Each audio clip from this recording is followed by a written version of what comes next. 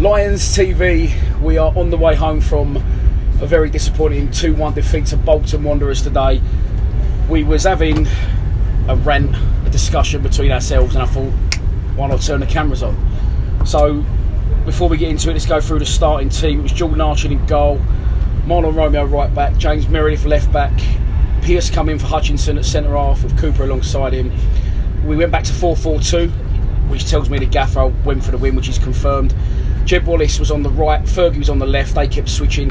Ben Thompson and Sean Williams in the middle, and up front, the hero that is Tom Elliott. Legend, and yeah. Lee Gregory.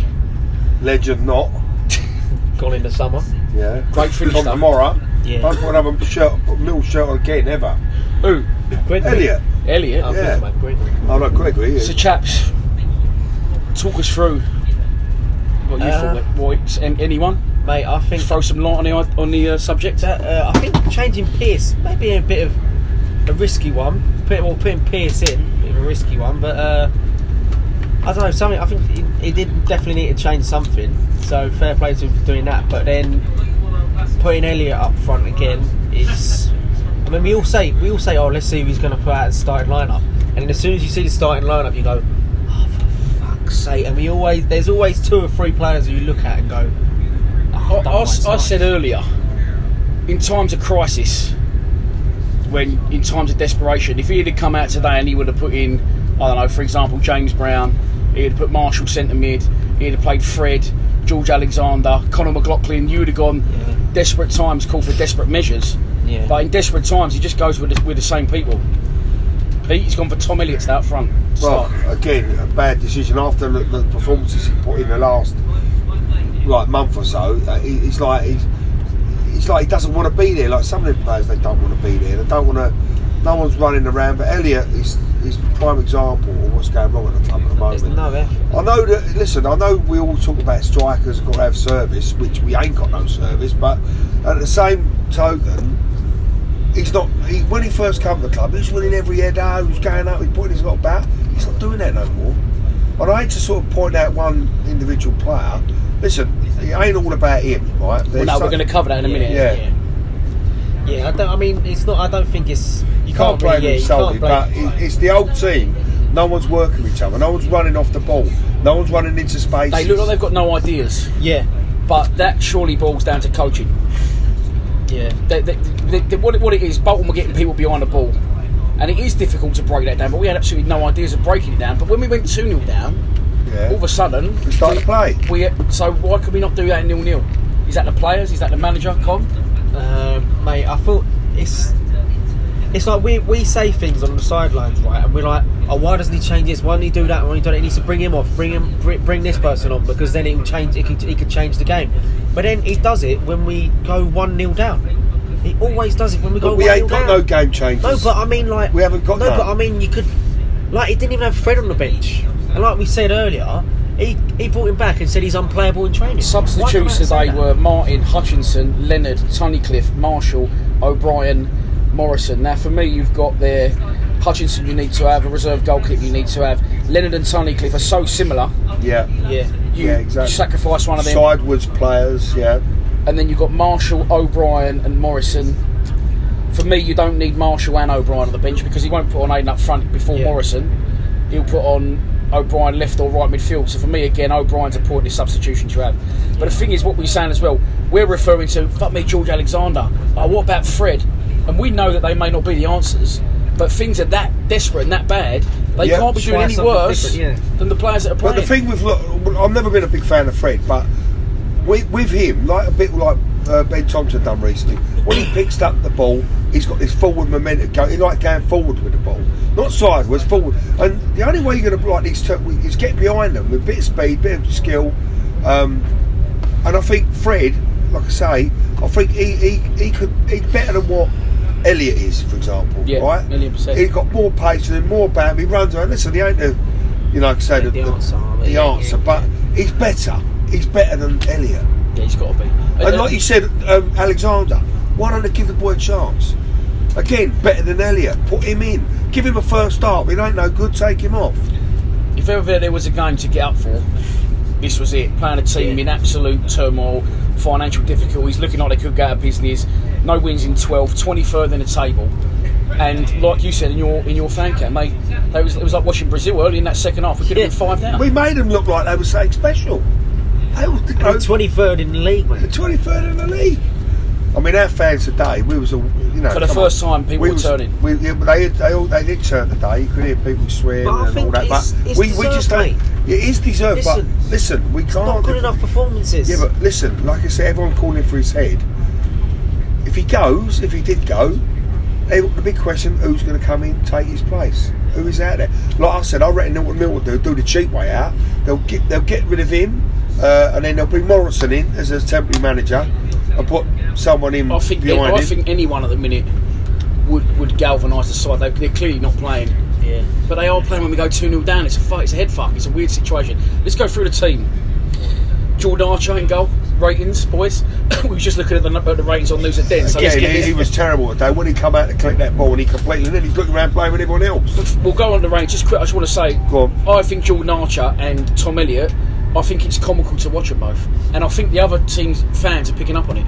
I think it's a one. As I said it before, I'm waiting for Jeremy Beadle to jump out from under the fucking table and go, yeah. So it's a surprise, a wind up. You've been framed. Yeah. Watching them two play at this standard of football is actually laughable. Yeah. Go on, Jordan Archer ratings, boys. A full 3 for goal. It wasn't a full 3 for goal, but no, doesn't fill you with confidence. What I have noticed as well is you watch Jake Cooper when he's on the ball. Don't want to fucking give the ball back to Archer. Turns around, Archer's the option. Cooper's no. Boom. Yeah. So 3. he's got a banana foot, hasn't he? Because every time he kicks it, it goes out. What? Archer. Archer. Yeah. Banana foot. Well, listen, his distribution shit, but that's for me. That's the least of his worries. James Meredith at left back. You've given Archer a 3. James Meredith at left back. I'd say 4 or 5, mate. I mean, Yeah, I'd say Meredith- 5. We've done all right for a start. We We've half done missed all the first goal. We're still coming up from the half-time Oh, yeah, I point. suppose That's so, right. yeah. It was similar to the second goal. Yeah, They very was both similar. on Meredith's side. No, Ferguson got ripped, didn't he? Was it Twice. Ferguson? But Ferguson, he played He got Ferguson ripped right twice midfield. for the same position.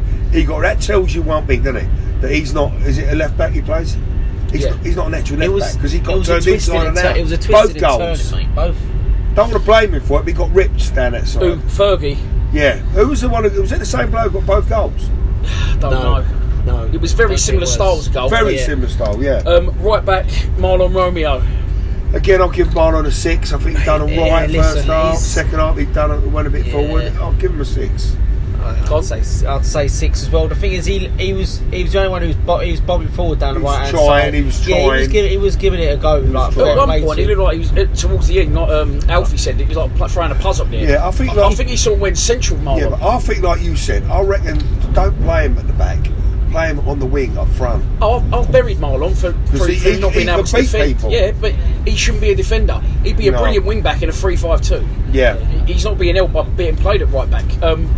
Central defence, we saw the captain go out. Pierce come in with Cooper. For me, both their goals are quite direct through the middle.